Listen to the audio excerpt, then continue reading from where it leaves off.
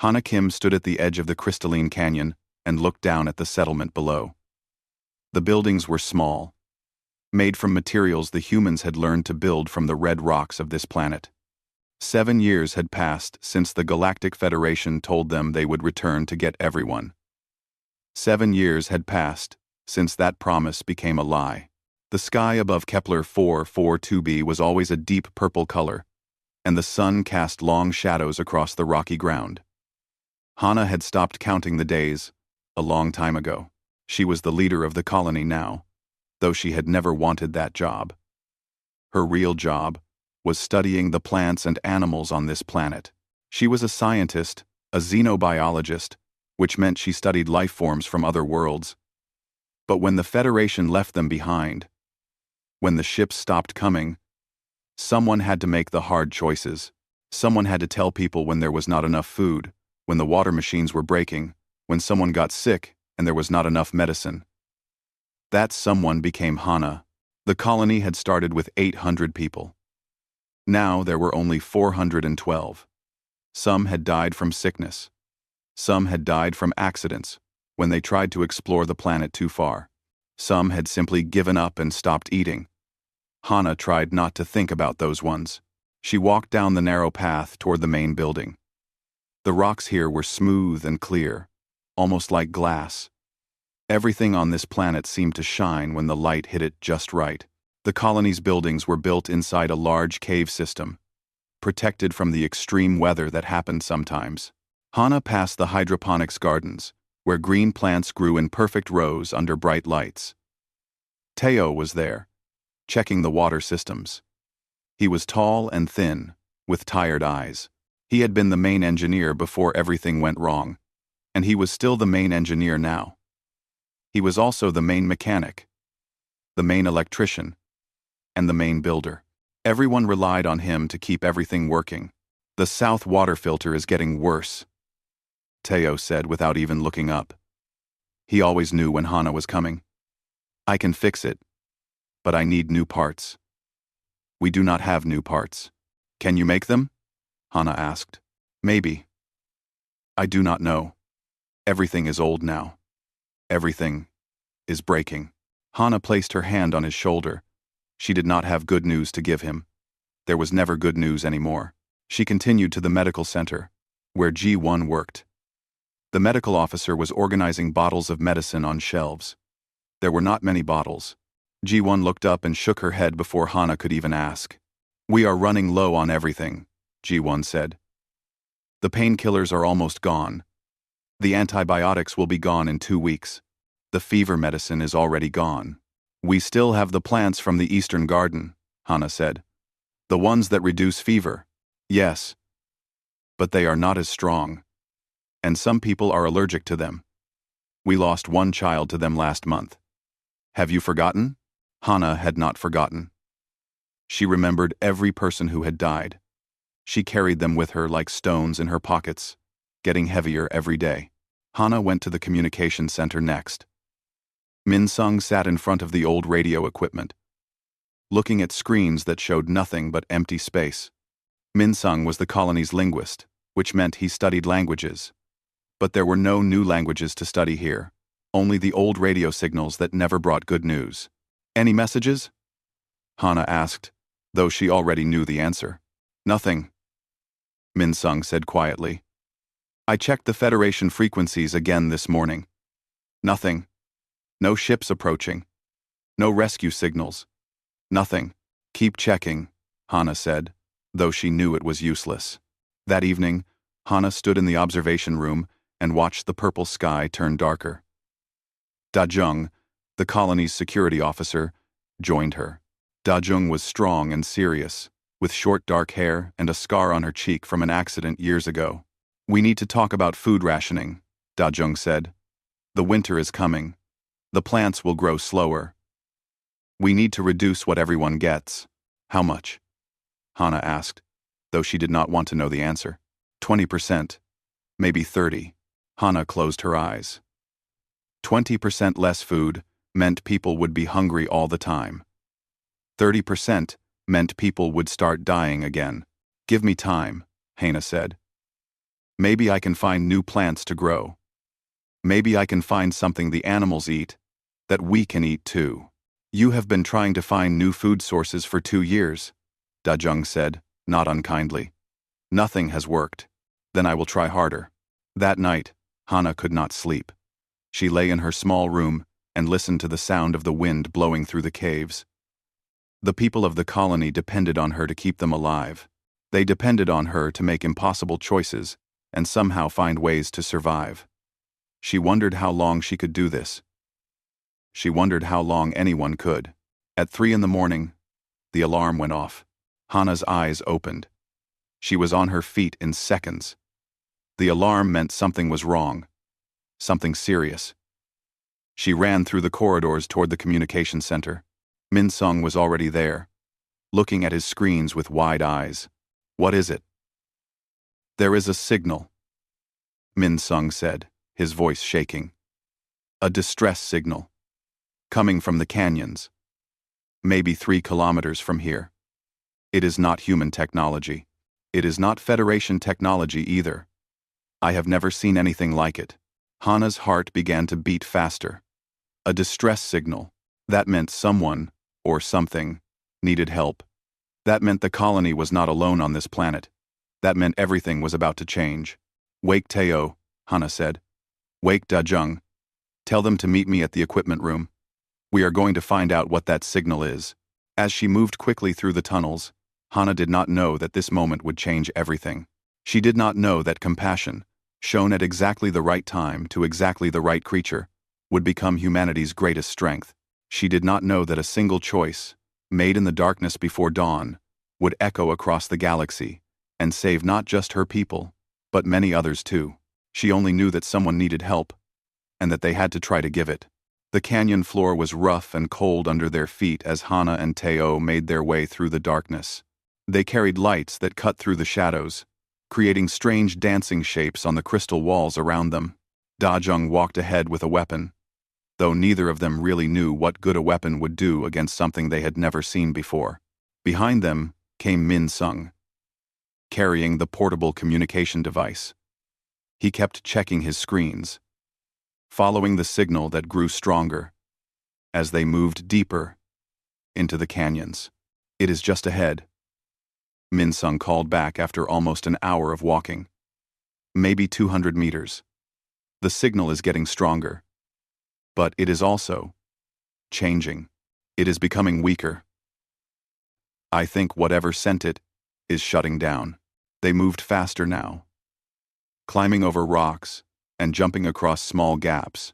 The purple light of the planet's sun was just beginning to break over the distant mountains, turning the sky a strange shade of blue mixed with red. In this new light, they could see the crashed vessel. It was not like anything any of them had ever seen. It was not round like the Federation ships. It was not smooth like human ships either. It looked almost like a creature itself, with curved parts and jagged edges, made of a metal that seemed to shift color in the light. Part of it was buried deep in the canyon floor, as if it had fallen from the sky and struck hard. The other part was twisted and broken, with smoke still rising from some of the damage. Stay alert, Dajung said, raising her weapon. We do not know what is inside. Hana stepped forward. She was afraid, yes, but her fear was mixed with something else. It was curiosity. It was the scientist in her, desperate to know what this was, where it came from, what kind of life it carried. She had studied alien life for her whole career, but it had all been from books and screens. This was real. This was here. They found the opening to the ship's interior through a crack in the hull. Inside, it was dark and smelled strange, like burning metal, mixed with something organic and alive. Their lights cut through the darkness and fell upon a scene that made Hana's breath catch in her throat. There was an alien creature lying on the floor of the ship. It was larger than a human, maybe twice the size, with a body that was covered in thick, gray skin. It had 4 limbs, but the front 2 were longer and more muscular, like the arms of an animal designed to climb or fight.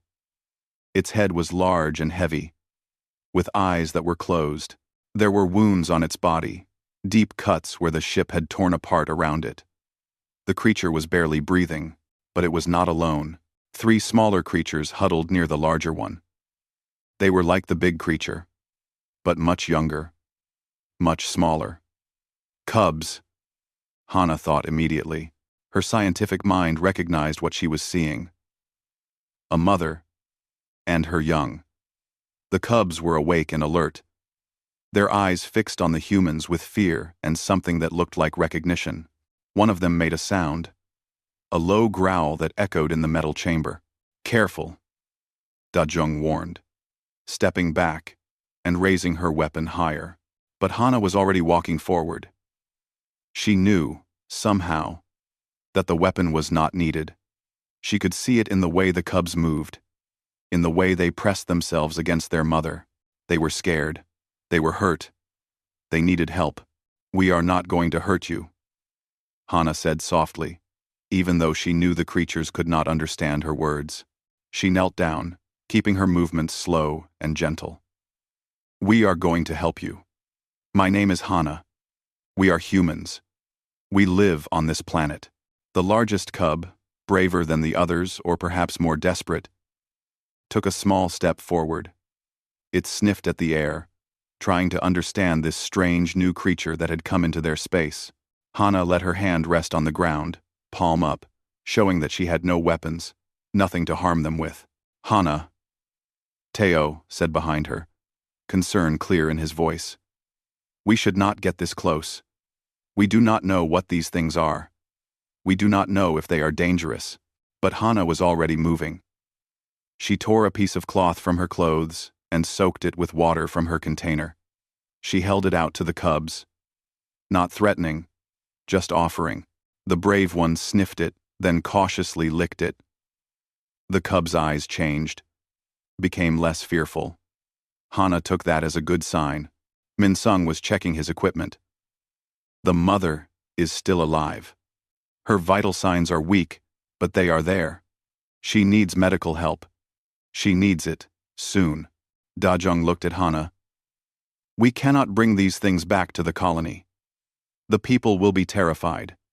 We do not even know what these creatures are. The Federation has rules about this. There are quarantine procedures, safety protocols.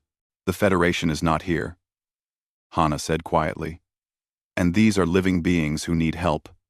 We are going to help them." She turned to Teo. "I need you to go back to the colony. Bring G1 and medical supplies. Bring blankets and water. The mother is hurt badly. We need to stabilize her here, if we can. Min-sung, you stay with me. Translate if you can. Try to communicate with them." Pros. "Hana," Da-Jung said, "if something goes wrong, if these creatures are dangerous, you will be responsible. The colony will blame you." "Then the colony can blame me," Hana said. She looked at the dying alien mother and her terrified cubs. She thought about the people of her own colony, how they had been abandoned by the Federation, how no one had come to help them when they needed it. She thought about what it meant to be left alone on a strange world, far from home, afraid and hurt. We do not leave people behind. We do not leave living things to die when we can help them. That is not who we are. Teo nodded and began the journey back to the colony. Da-Jung remained, her weapon still raised, but she did not argue further. She had worked with Hana long enough to know that this woman could not turn away from suffering, no matter the cost. The brave cub came closer to Hana now, close enough to touch. Its skin was rough and warm. It made a small sound, almost like a purr, and Hana felt something shift in her chest. This was not a weapon. This was not a monster. This was a child, scared and lost, just like any child anywhere in the universe. She held out her hand again. And this time, the cub did something unexpected. It climbed onto her hand, then her arm, and then, with a sudden movement, it leapt onto her back. It clung there, its small claws digging gently into her shoulders, seeking warmth and comfort. Hana could feel the cub's heart beating fast against her back, gradually slowing as the creature realized it was safe. "We will help you," Hana whispered. "All of you, I promise." She did not know how she would keep that promise. She did not know how the colony would react. She did not know what complications would come from helping these creatures. But as she stood in the broken alien ship, feeling the weight of a scared child on her back, Hana Kim made a decision that would change the fate of more than just a few people. She chose compassion when fear would have been easier. She chose mercy when survival would have made sense. And in that moment, she became something more than just a colony leader, fighting to keep her people alive. She became the bridge between two worlds, and the beginning of something the galaxy had never seen before. The weeks that followed were the hardest of Hana's life, and she had already lived through some very hard times. She moved the large alien creature, who she learned to call Vorkes through patient listening and observation, into a special area of the medical center. Ji-won worked day and night, learning how to treat wounds that did not match anything in her medical books. The mother alien was strong, though. Stronger than any human would have been. Slowly, the deep cuts began to heal. The fever broke. The breathing became easier. But the cubs were another matter entirely. They were terrified of most of the colony. When people approached them, they would hiss and make their growling sounds. The colonists, in turn, were terrified of them. Da Jung positioned guards near the medical center. There were long conversations about what to do if the creatures became dangerous. There were arguments in the dark about whether Hana had made a mistake that would destroy them all. Hana ignored all of it. Every day, she walked to the medical center and spent hours sitting with the cubs. She would bring them food, though she was not always sure if what she brought was food they would eat. She would talk to them in a soft voice, telling them stories about her life, about Earth, about why humans did what they did. She was not sure if they understood any of it, but it seemed to calm them. The bravest cub, the one that had first leapt onto her back, followed Hana everywhere. She had named it Kier, which was a simple name, the name of a wind that blew through the canyon sometimes. Kier would climb onto her shoulders or her back whenever Hana came near. The other two cubs were more shy, but they watched. And slowly they began to trust this strange human woman who brought them water and food and spoke to them in that soft, gentle voice. One day, Hana decided to do something bold. She brought Kier outside. The canyon air was cool and fresh, and the sky was its usual purple with hints of blue. Kier clung to Hana's back, making nervous sounds, but it was exploring.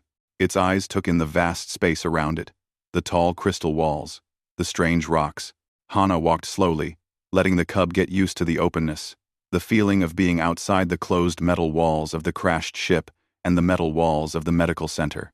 She walked to the edge of the settlement, where the canyon opened up into a wider space. She could see the distant mountains, the place where the sun would rise tomorrow. The wind moved her hair, and Kier made a sound that might have been curiosity, or might have been fear. Hana sat down on a smooth rock, and let the cub climb from her back to her lap. "This is my world now," Hana told Kier, even though she knew the cub did not understand the words. "I did not choose to come here. I did not choose to be left here, but I have learned to love it. These canyons, this strange sky, the people I take care of, the strange plants and animals, it has all become home." Kier looked up at her with large eyes that were beginning to lose their fear. The cub's skin could change colors slightly, Hana had noticed, shifting from gray to a slightly lighter shade when it was calm. It was doing that now, becoming lighter, becoming more peaceful. "Your mother is going to get better," Hana continued. "And then we have to figure out what comes next. I do not know what that is. I do not know where you are from, or what your world was like, or whether we can even keep you here. But I know that you are alive right now, and that is what matters." Over the next few weeks, Hana began to do something that shocked the colony. She started taking Kier on walks through the canyons. Every day, she would visit the medical center, collect the cub from its sleeping place, and venture out into the rocky landscape. They would walk for hours, Kier perched on her back or sometimes running beside her, exploring the strange world that had become home to the human colony. At first, the colonists watched from a distance, afraid and disturbed. But as the days became weeks, something began to change. They saw Hana walking back to the settlement with the alien cub sleeping peacefully on her back. They saw her gently placing the young creature in the medical center, stroking its head as it drifted off into dreams. They saw that the bond between human and alien was not a threat. It was something else. It was something that made people wonder about their own fears, their own prejudices, their own assumptions. Da Jung began to stand less aggressively near the medical center. The guards started to relax. People began to bring the other two cubs gifts of food and water, though they still kept their distance. Min Sung spent hours trying to understand Kier's sounds, trying to find patterns in them, trying to learn the language of this strange new species. One afternoon, as Hana was returning from one of their walks, Vorkes was awake. The large alien mother was sitting up now, her wounds mostly healed, her strength returning. She watched as Hana carefully placed the sleeping Kier on a soft pile of blankets. The mother alien made a sound, low and long. Hana could not understand it, but she felt its meaning. It was gratitude. It was relief. It was the sound of a mother watching her child sleep safely after fearing she would never see that child safe again. "Your cub is strong," Hana said, speaking to Vorkes, even though she did not know if the alien could understand.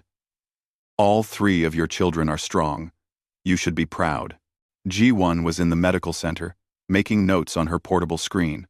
She looked up at Hana and shook her head. "You are taking a risk that could destroy us," she said quietly. "The Federation has rules about alien contact. If they find out what you have done, what we have allowed you to do, there could be consequences." "The Federation abandoned us," Hana replied. "They have no authority here anymore. We have to make our own choices now. And I choose this. I choose to show that humans are capable of more than fear and hatred. I choose to show that we can care for others, even when they are different from us. Especially then." Henri. N.I. Created. Before Ji-won could respond, Vorkes made another sound, and this time, it was different. It was curious. The large alien mother was reaching out slowly, carefully, with one massive hand, toward Hana. Hana did not flinch. She did not move back. She reached out slowly and placed her much smaller hand in the middle of the alien's palm. The contact was warm and gentle. In that moment, something shifted in the universe. Two species, vastly different, met not as enemies, but as beings who shared the fundamental desire to protect their young and to survive. In that moment, the true bridge between worlds was being built, not through weapons or technology or politics, but through something far simpler and far more powerful. It was being built through the simple human act of kindness offered to a stranger, and through the universal response of gratitude and recognition that came from all living things who understood they had been given mercy when death could have come instead. Vorkes was recovering faster than anyone expected. Within 2 months, the alien mother was fully healed, moving with strength and purpose through the medical center. She was huge, standing nearly 8 feet tall. But the colony had learned that her size was not a threat. She had never attacked anyone. She had never shown anything but gratitude and care toward her cubs and toward the humans who had saved her life. Min Sung spent entire days sitting across from Vorkes, trying to understand her language. It was not easy.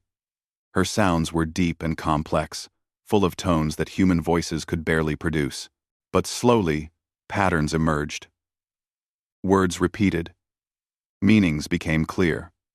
After 3 months, basic communication was possible.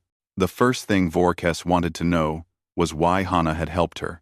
Hana sat across from the large alien mother, with Min Sung translating. The question hung in the air between them. Simple, but heavy, with meaning. "Because you were hurt," Hana said. Because your children needed you. Because helping others is what we do. Vorkes made a deep sound.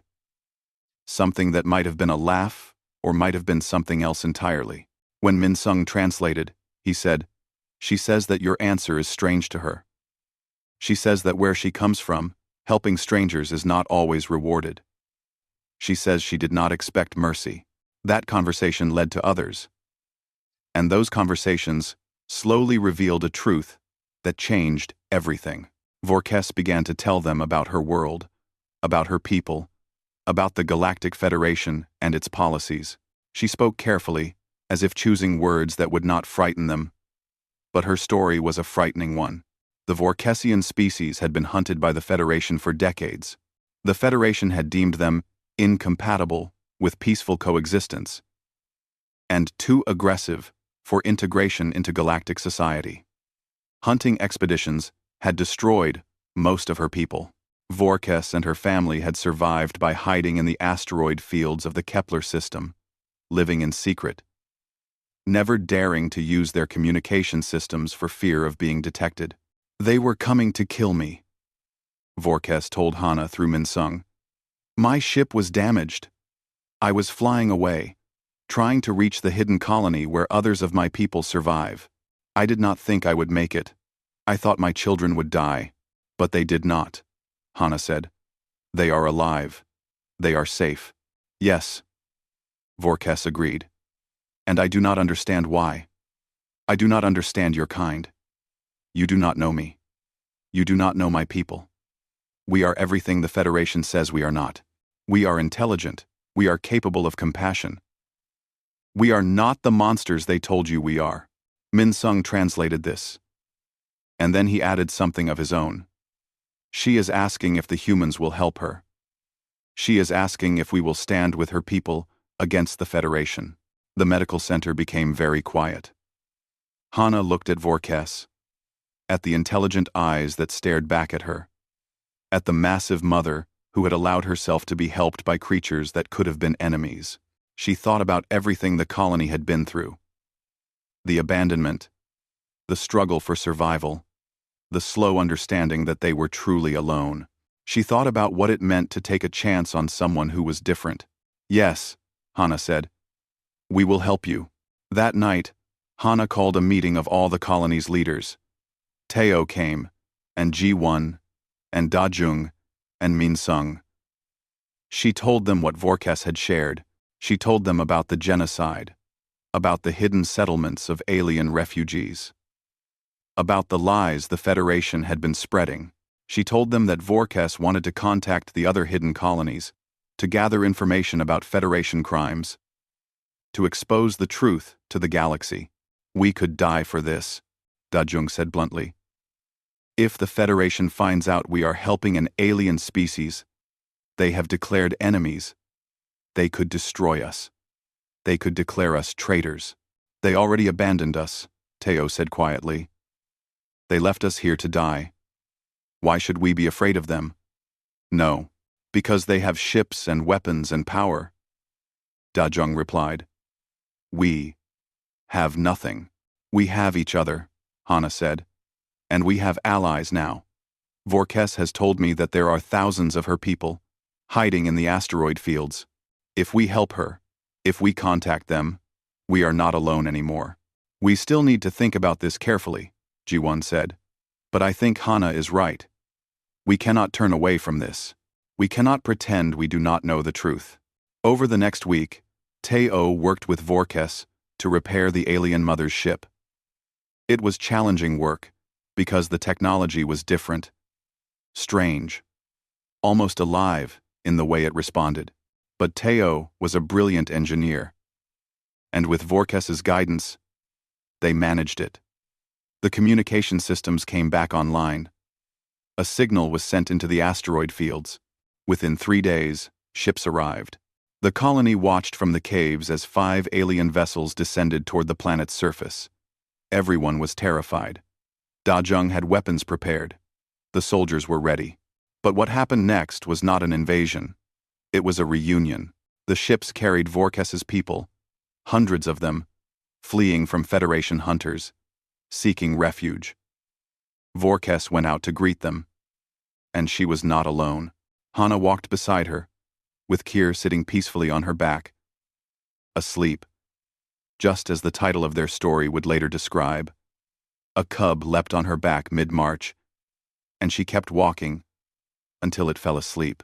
The image of a human and an alien walking together in peace, with a young creature resting safely on the human's back, struck the Vorkesian people deeply.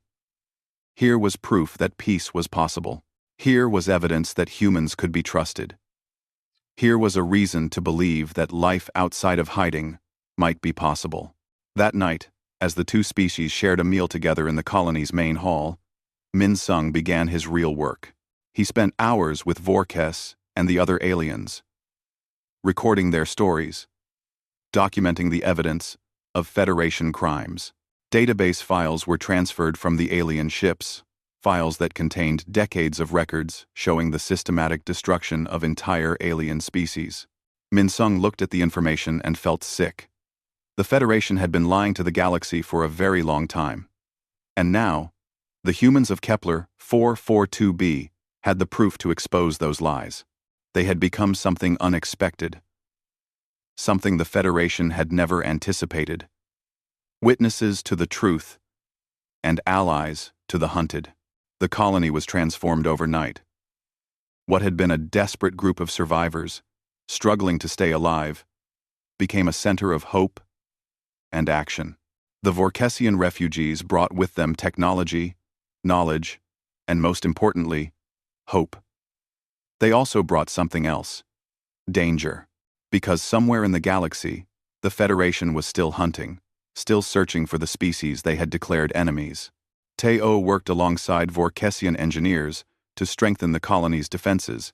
They built shields using alien technology mixed with human ingenuity, creating something new that neither species could have built alone. The water systems were improved. The food production was increased with alien agricultural knowledge. Slowly, the colony became not just a place of survival, but a place of real living. Da Jung began working with Vorkesian warriors, learning their fighting techniques, teaching them human strategy. The security officer had been skeptical at first, but as she got to know these soldiers, she realized they were not so different from her. They wanted to protect their families. They wanted to survive. They wanted a chance at a future that did not involve hiding or death. G1 made a discovery that surprised everyone. The Vorkesian biology was similar to human biology in many ways. This meant that some of the plants the humans had learned to use for medicine worked on the aliens too. Together, G1 and Vorkesian healers began to develop new medicines, combining the best of both species' knowledge. The population of the colony started to grow healthier, but the most important work was happening in Min Sung's communication center. Every day, Min Sung recorded more stories. Vorkes told him about worlds that had been destroyed. She told him about entire species that had been wiped out by Federation death squads. She told him about colonies that had been declared resources for harvesting and then emptied of all their people. She showed him files, data, recordings of Federation officials discussing genocide as if it were just another business decision. Min Sung worked until his eyes burned with exhaustion. He was creating something that could change the galaxy. He was creating the evidence of crimes so large, so systematic, that they could not be ignored. After 3 months, enough material had been gathered. Hana called another meeting, this time with both human and Vorkesian leaders. The message they had prepared was ready to send. This goes to the Galactic Council, Min Sung explained. It goes to every frequency, every news organization, every government that exists. And once we send it, there is no taking it back. The Federation will know that we are the source. They will know that we are enemies. We already are enemies, Vorkes said quietly. I lived in hiding for 5 years, watching my people die. You humans could have let me die on that ship. You chose not to. That choice made you enemies to the Federation already. Now you are simply claiming that status publicly. Will your people fight? Teo asked. If the Federation sends warships, Can we defend ourselves? We will fight, Vorkes said. We will fight because hiding has not saved us. We will fight because there is nothing left to lose. And we will fight because we stand with you, and we do not abandon allies. Hana looked at the faces around the table. These were people she had known for 7 years. These were beings she had met only 3 months ago. But they were all looking at each other with something that had not existed before her choice to help the alien mother.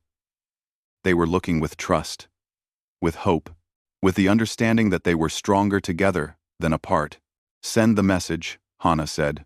Min Sung typed commands into his console. The data began to transfer, moving through space at the speed of light, carrying the truth about Federation crimes to every corner of the known galaxy. There was no sound, no dramatic explosion. It was just information moving through the void. But that information had the power to change everything. The response came within hours. Ships began arriving at Kepler 442b. But they were not Federation warships. They were other aliens, other species that had been hunted, other colonies that had been in hiding. They came because the message had reached them, and because they saw in it a possibility they had thought was impossible. They saw the chance for alliance, for strength through unity, for survival through resistance. There were the Kren, a species of insect-like beings who communicated through vibrations and scent. There were the Yolith, tall and slender, with skin that reflected light, like oil on water. There were the Moraki, stocky creatures with multiple arms who had been enslaved by the Federation for generations. Species after species arrived, each with their own stories of suffering, each with their own reason to support the revolution that was beginning. The colony of Kepler 442b became something that had never existed in the galaxy before. It became a place where multiple species lived together, worked together, fought together, for a common cause. The cave systems were expanded to house thousands of refugees. The technology shared by all the different species began to create something revolutionary, something better than any single species could have built. Da Jung stood at the observation point one evening and looked out at the new structures being built in the canyon. A month ago, I was worried about food rationing, she said to Hana. Now, we are planning for 10 times our population. Did you know this would happen? No, Hana said honestly. I only knew that we had to help. I did not know what would come after. You changed the galaxy, Da Jung said. You did it by carrying an alien cub on your back until it fell asleep. That is a strange way to start a revolution. Hana smiled. Maybe that is the only way real revolution works. Not through weapons or force, but through compassion shown at exactly the right moment, to exactly the right being. Kier was scared and lost. I offered safety. That simple act led to everything else. In the medical center, Vorkes watched her children play with young humans, with Kren offspring, with Yolith cubs. Kier had become something of a symbol to the new alliance. The cub was often seen walking with Hana through the canyons, a visible reminder that peaceful coexistence was possible, that different species could live together. Kier had learned many words in both human and Vorkesian language. It had become a bridge between worlds in its own simple way. Vorkes called Hana to the medical center and took her hand, the way she had done 3 months ago. But this time, the gratitude in the gesture was deeper. Hana had not just saved a dying alien mother and her cubs. She had saved an entire species. She had saved all of them. When the Federation learns of what has happened here, Vorkes said through Min Sung, they will try to destroy us. There will be a final battle, but they cannot destroy what you have built here. They cannot destroy hope, and they cannot destroy the truth that we are not so different, human and alien, underneath it all. Hana nodded. She did not know what was coming. She did not know if the Alliance would survive contact with Federation warships, but she knew that they would face it together. And in the galaxy, that had become the most revolutionary idea of all.